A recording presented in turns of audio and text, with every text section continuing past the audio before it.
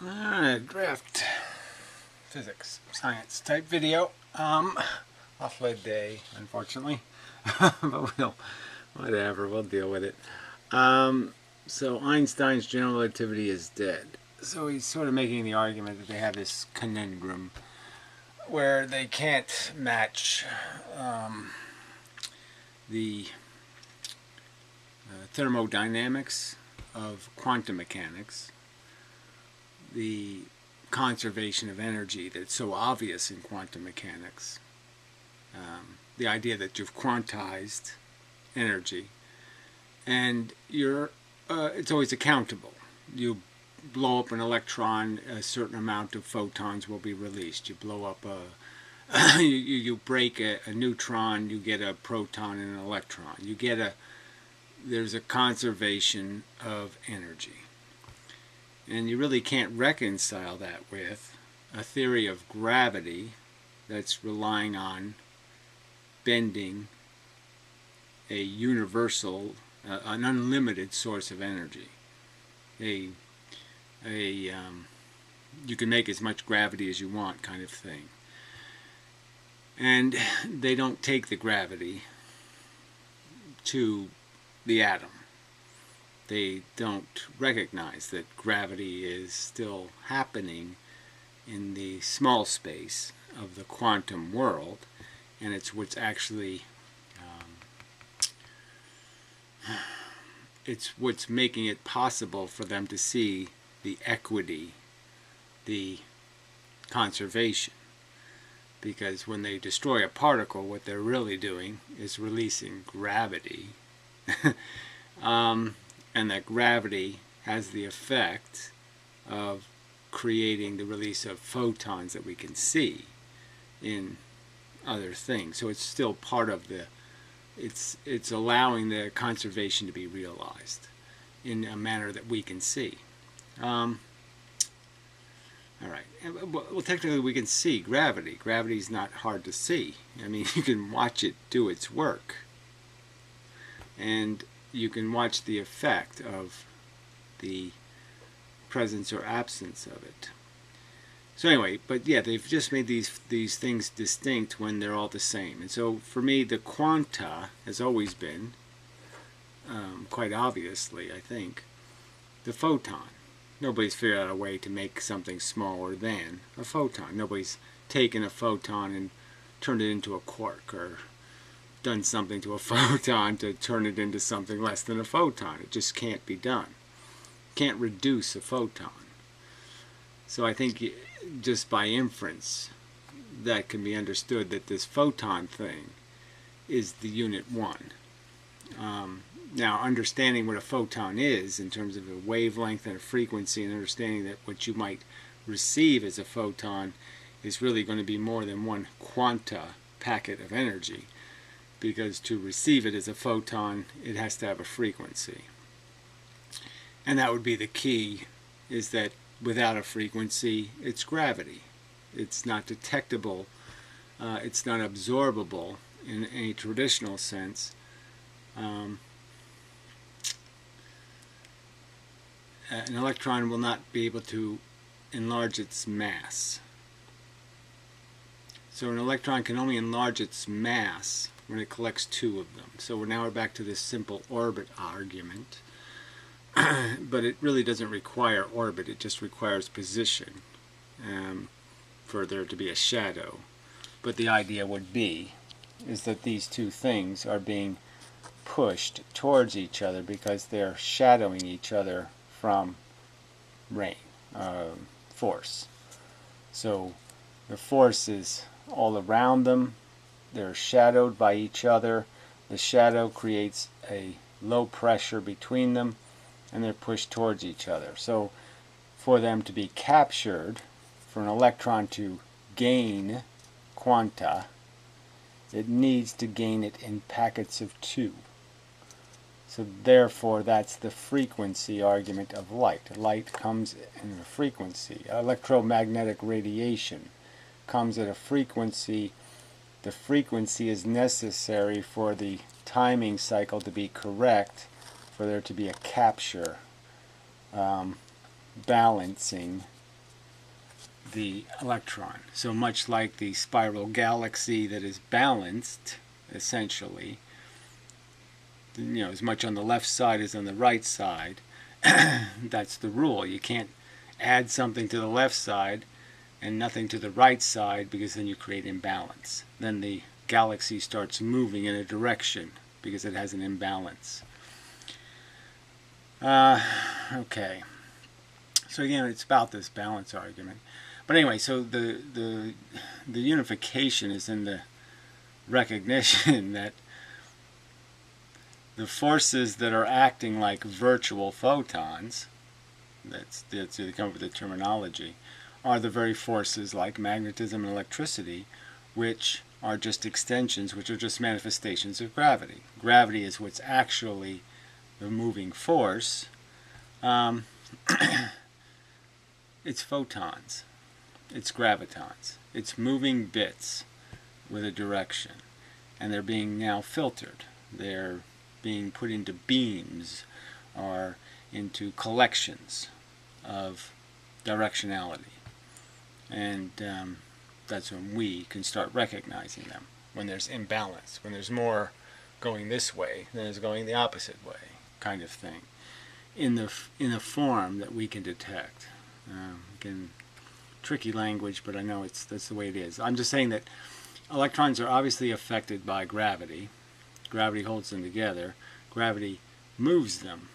But again, absorbing, they can't absorb gravity. They can't gain mass from gravity. All right. So gravity inevitably must pass through them. Let's see what's the right way to say that.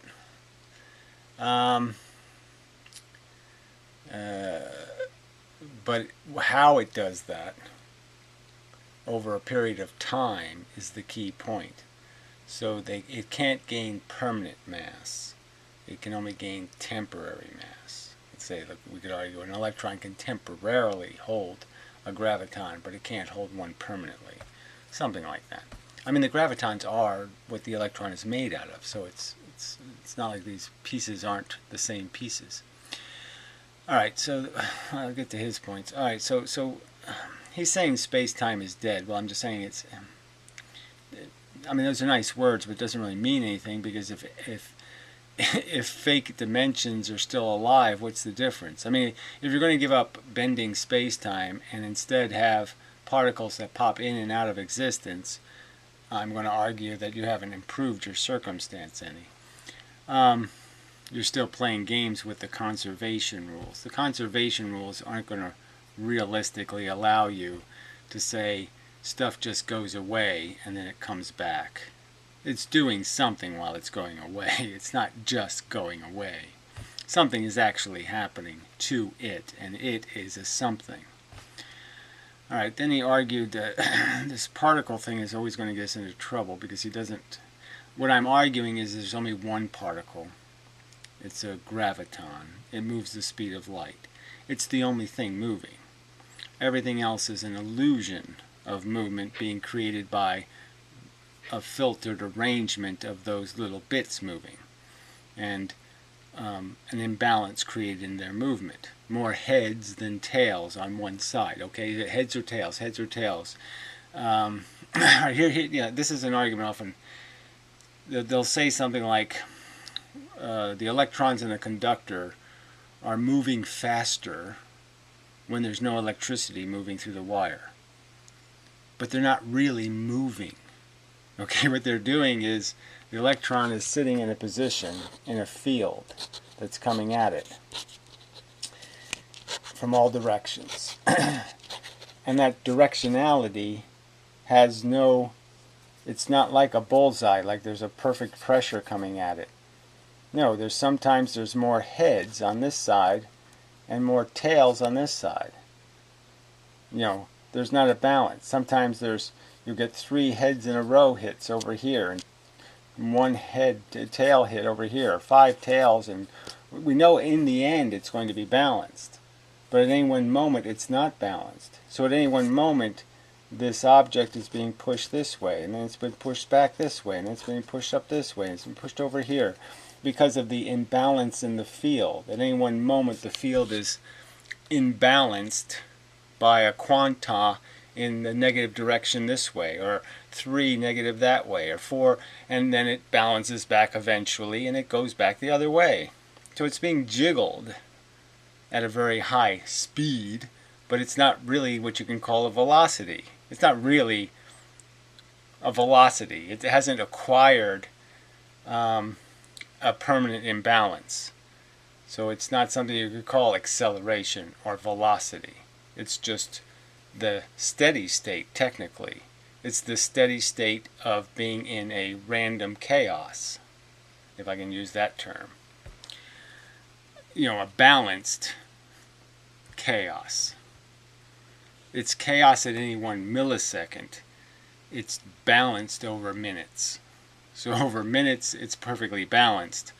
But at any 1 millisecond, it's not. Alright, so that's one way of getting to this.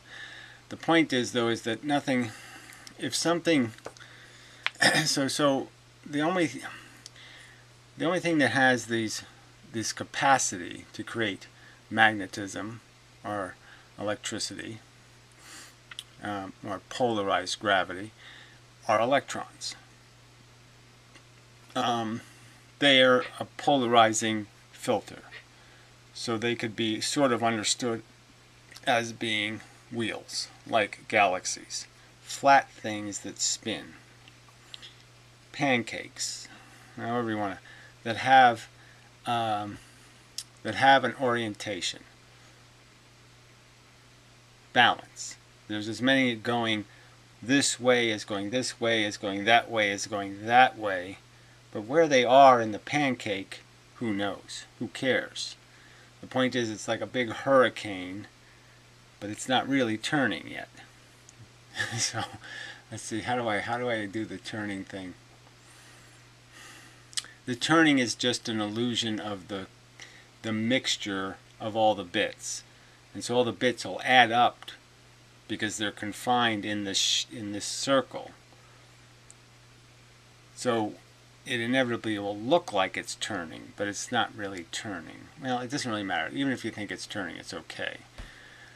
But the really important part is, if you understand that the thing, this round thing, if it actually starts moving in a direction, like say if I took an actual galaxy and I moved it, and you could actually watch it move, you could understand that for it to move, each one of the little stars has a trajectory, and somehow that trajectory has to add up to going that way. I mean, ending up over here. And obviously pieces going this way and this way aren't going that way.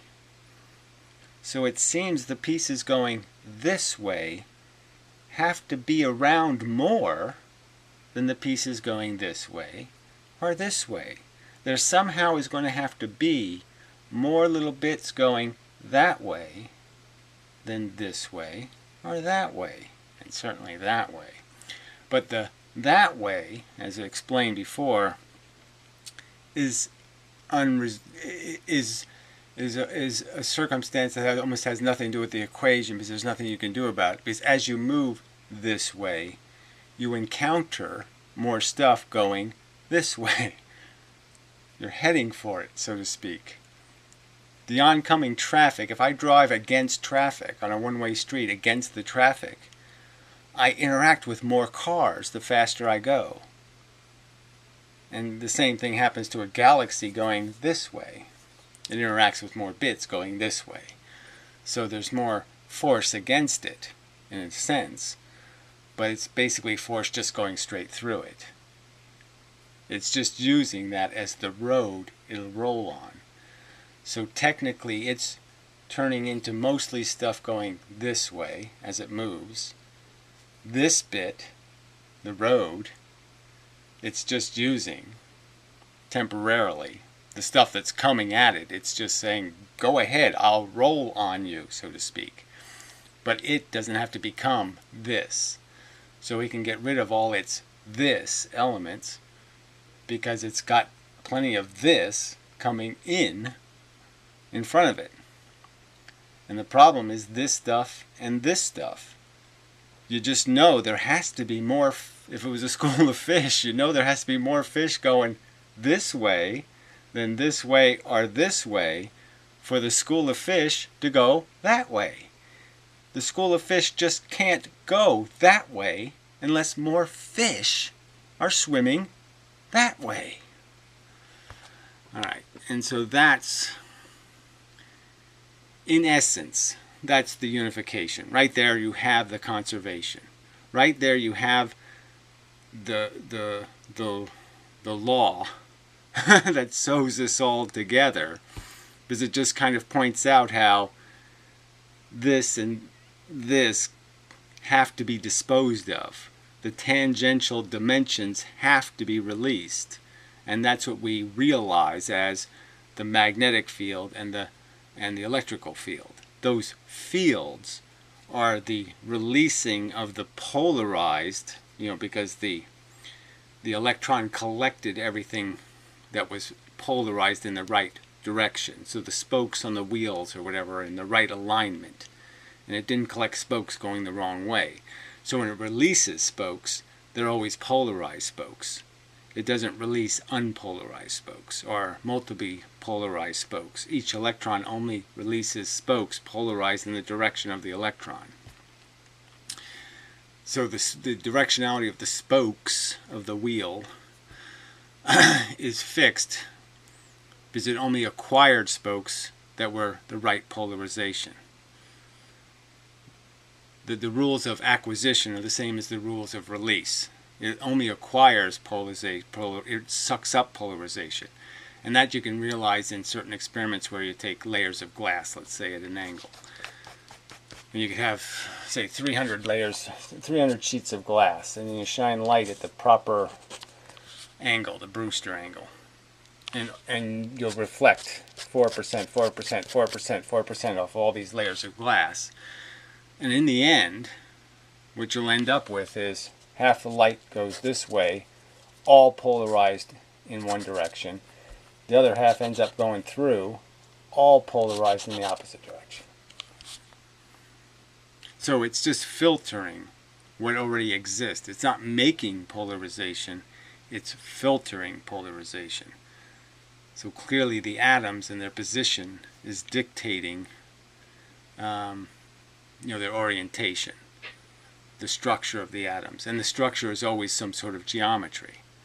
So every material object will form a geometric structure that's going to have specific angles, specific orientations. And that's why the polarization, because each one will be tend to release spokes in the same direction because they're all oriented in the same direction. They all have the same orientation, a consistent orientation. By percentage. All right. So I just want to stay with that simple argument, because that's where you can just realize the whole game. Because I'm just saying, just imagine a wheel, a spinning wheel, a tire on a road. And as I made it go faster and faster, and as I got closer to the speed of light, you could understand that it really can't have mass in any other direction. It really can't have a pointing vector. It can't have it can't have an element of force anymore in any other direction for the wheel to be going the speed of light or near the speed of light. It can have very little distracting directionality, because any distraction would be a slowdown in its overall group speed. And as it's disposing of these extras, they're part of the field around it. It creates a field as it releases something. What it releases, like an odor, remains in the environment near it. And and as you go further and further away, it gets more and more dilute. And that's but it's like if it could take billions of years for the dilution to go very far into the universe. It's always got a time and distance relationship to the thing that created it. So somewhere in the near field is the opposite reaction. So opposite reactions can be very close, and so you end up going right back because you've polluted the field with an opposite direction, and that opposite direction comes back and stops you from having any future velocity. Or you lose it to a more distant part of the field, and it's like, and so the real nature of the orbiting thing created by the shadow thing, the very nature of that orbit is, as I've pointed out before, is that it this simple idea is mass in all directions. Now there's mass in this direction, there's mass in this direction, there's mass in this direction, there's mass in this direction. And as I move this thing this direction, it's going to lose mass in these other directions. And in the end, when I'm going the speed of light, I'm only going to have mass in this direction. I'm only going to have elements moving in the direction I'm going. I'm only going to be possessed by quanta going one way, the direction I'm moving, at the speed of light. And I will have no mass in any other dimensional direction. I will be invisible, undetectable, unseeable. I will be able to affect nothing at all in the tangential or perpendicular dimension. So if something's moving past me the speed of light, I could never know it existed because nothing can be affected by it. Its mass is unreachable. Its mass is it's gone before, it's already in the future, it's already past you before you noticed it was here, kind of a thing. You just can't affect it. You can't perpendicularly relate to it. So it doesn't exist. It has no mass in your dimensional direction. It only has mass in the direction it's heading for. That's why matter has reality to us, because this matter contains a whole bunch of stuff in it that's heading for me. Okay, a whole bunch of stuff that has mass in my direction. And that's what these photons are bouncing off of. They wouldn't be able to bounce off of it if it was moving the speed of light. They can bounce off of it because it's not moving the speed of light. And so it does have elements that will push things this way, that will send things this way. Polarized light will bounce off of this, or light, and it'll bounce off polarized back at me. Polarized in different directions, though, because this has an imperfect shape. So it shoots light in all directions. All right, the electrons have all kinds of arrangements. The surface doesn't have electrons in a standard, consistent, geometric orientation. That only happens when you polish glass, for example, or water, or some other thing that creates a perfectly consistent surface tension. All right. So, how else I want to say this? Okay, so there is only one particle, and everything else is a collection of the particles. So he asked the question, why don't electrons get as big as galaxies? Well, I think he knows the answer to the question if he recognizes even why atoms don't get bigger, right?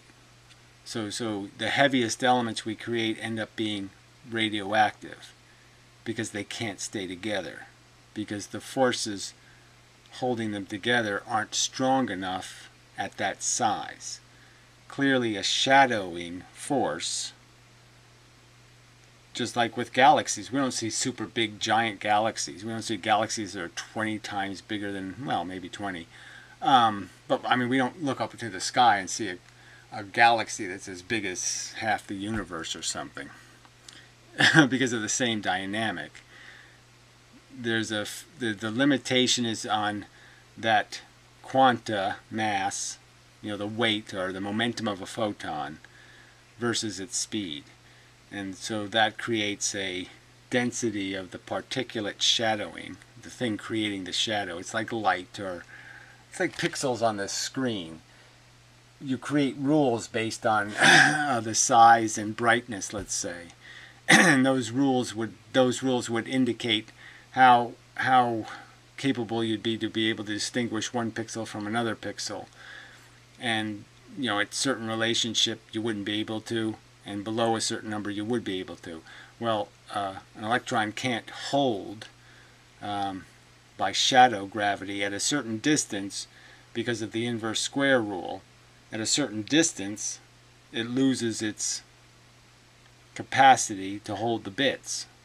So that's why radioactive elements are radioactive, is because they've gotten bigger than the gravity can pull it together, hold it together. The gravity in the form of what they call magnetism, polarized gravity. But the polarized gravity isn't sufficient, the charge gravity, to maintain. The pressure can't maintain at that distance. It's not going to create enough of a shadow.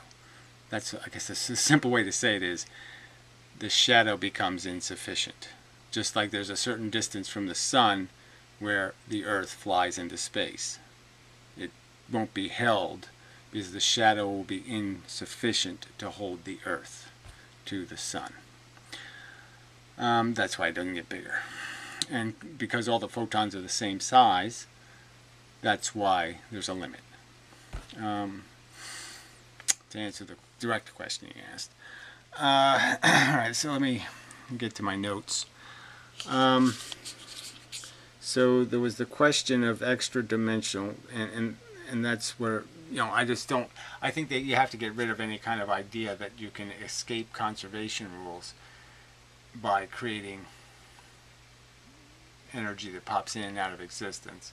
And again, the real violation of space-time is it creates a fake place to create a fake energy that you don't have to account for. And so that's the fraud of it. And there's also no limit to it. So what I'm arguing is the pressure of the universe does have a limit. So the gravity has a limit. You can only create so much gravity, and there's no more gravity to be created. You only can create a complete shadow, and there's nothing you can go deeper than that. So if you're attracted to darkness, and I start blocking the light with my hands, when I get to black, it's black. I can't make it twice as black. I can only make it black. So there's only a certain attractiveness that's possible, and there's no more attractiveness possible to generate.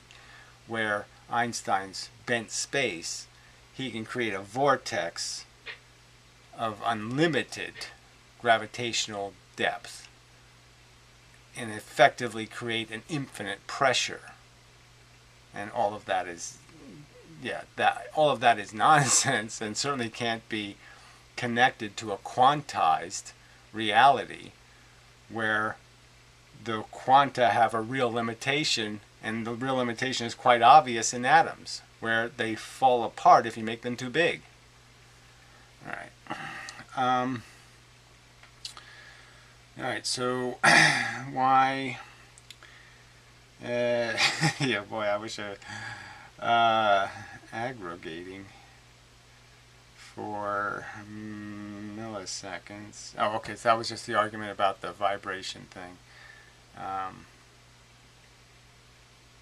That there's just a huge difference between the agitation and real acceleration, which is the acquisition of directional bits, and velocity.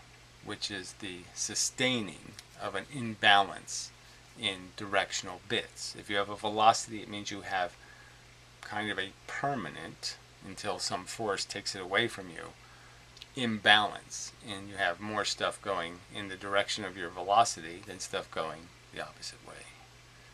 And clearly the tangents get wiped out too. Plane sized, yeah, so that was the electron of infinite size. I think I've dealt with that. And so, yeah, so you could break this down into like, what electrons are. And I sort of argued that I would argue they're just a hurricane of quanta. And that you could take that hurricane, and theoretically you could imagine 5 or 6 of them in a configuration, whether you wheeled them into each other like, some center thing, and they all fit like wheels, all spinning in the same direction.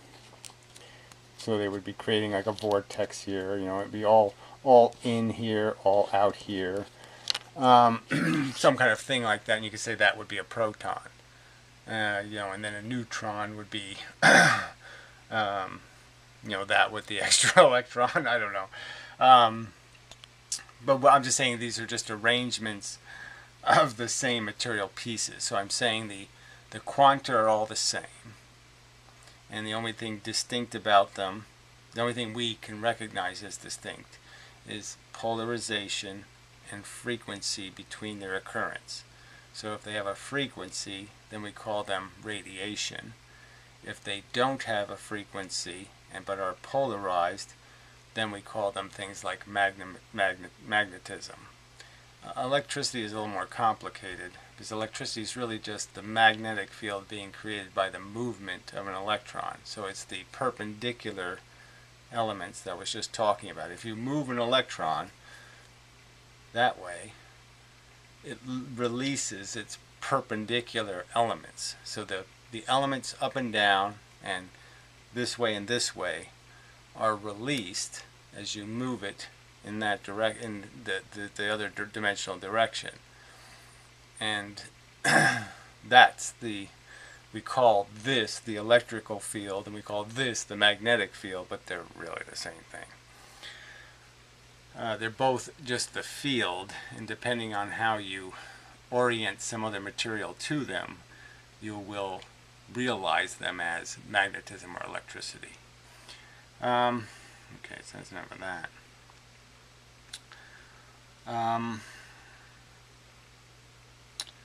Yeah, so I think that covers his questions. So again, we're always going to be stuck with the rhetoric of physics, and it's what it's done.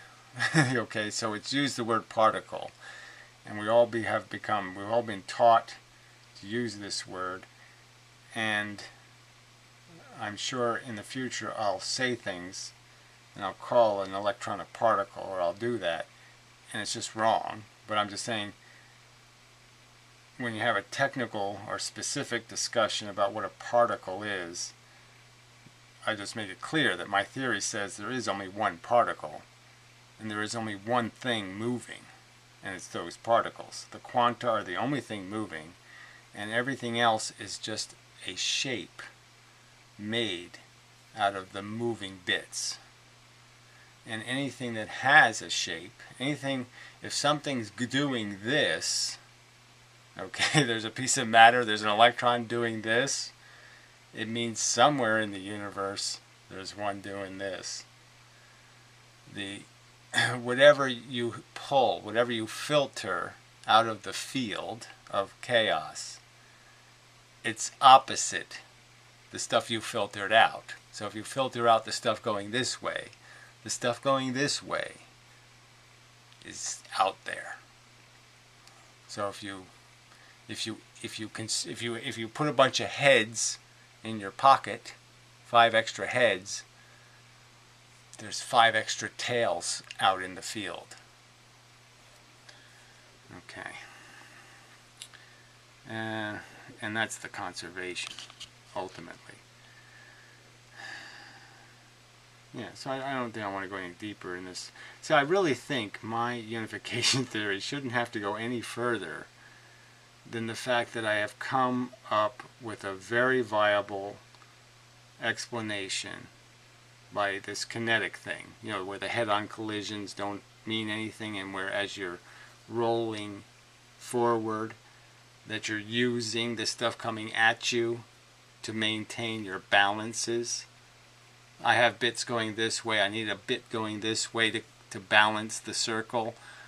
I'm getting the bit going this way. The faster I go this way, the more bits I get going this way. So the more bits I make go this way, I'm automatically given more bits going this way from the field.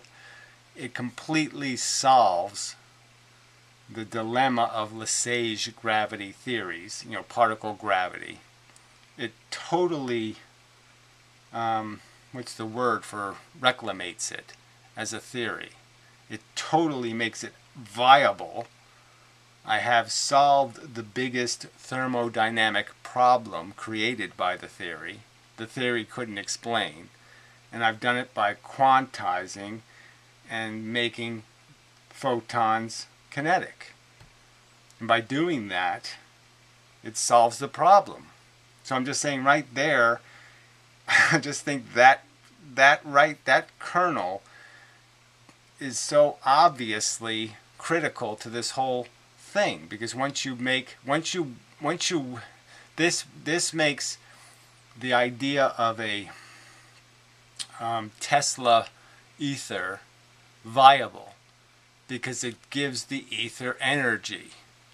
It recognizes that the energy is humongous and it's only a tiny percentage that we see. But the energy, like I said, around me right now are swirls and tons and zillions of these little quanta moving. And they're moving just like an atomic bomb. But because they're doing it in perfect balance, there's no bomb. It's when they're imbalanced, there's a bomb. Then we see it. It's only the imbalance that's noticeable.